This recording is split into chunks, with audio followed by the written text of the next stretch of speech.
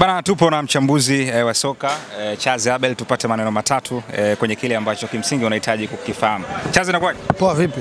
Tuko vizuri?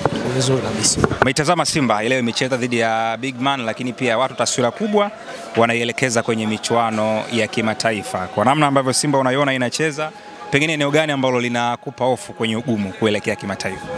Nadhani ni eneo la mbele.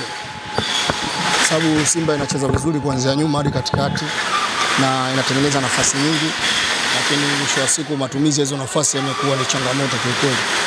Leonel Ateba ni mshambuliaji ambaye ujio wake ulionekana kama ungeweza kuisaidia Simba katika safu ya ushambuliaji, lakini bado anaonekana anakuwa na changamoto za kutotumia nafasi.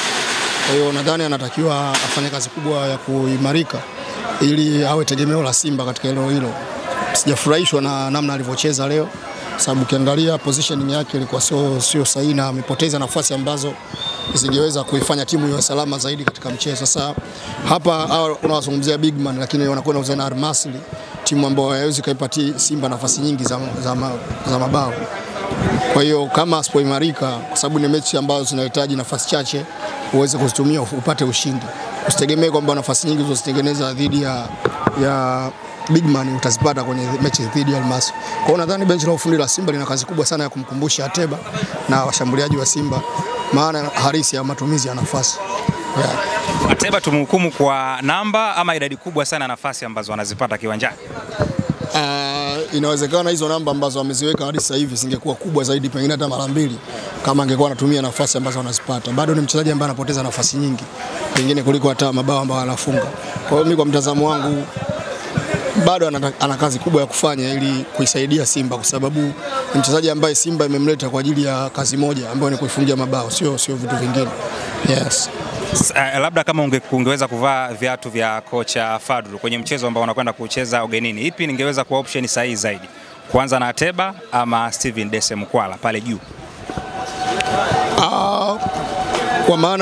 Kwa maana mchezo wa ugenini ambao ungechezwa Misri, bado ningetamani kuanza na Ateba, kwa sababu ni mchezo ambao Simba anakwenda zaidi na hesabu ya kujilinda, kuwafanya Al Masry wasipate mabao, wasipate ushindi ambao utaweka Simba katika nafasi ngumu nyumbani.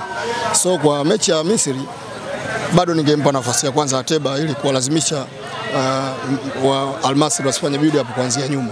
Lakini kwa mechi ya Dar es Salaam ambayo Simba wanahitaji matokeo, kwa mguu mimi binafsi ningeanza na wote wawili, Ateba na Mukwala.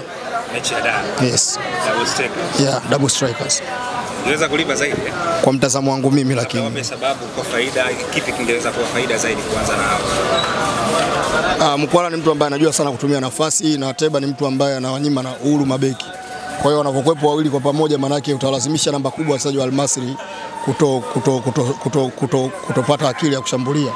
Watalazimika kubaki katika eneo lao. Kwa hiyo na mara nyingi Simba wamekuwa wanacheza vizuri sana dhidi ya timu ambayo inajilinda. Kwa hiyo nadhani ndio maana nikaona hivyo kwamba Mukwala na Ateba kwa mtazamo wangu mechi ya Dar es Salaam ingekuwa ni mimi wangeanza kwa pamoja.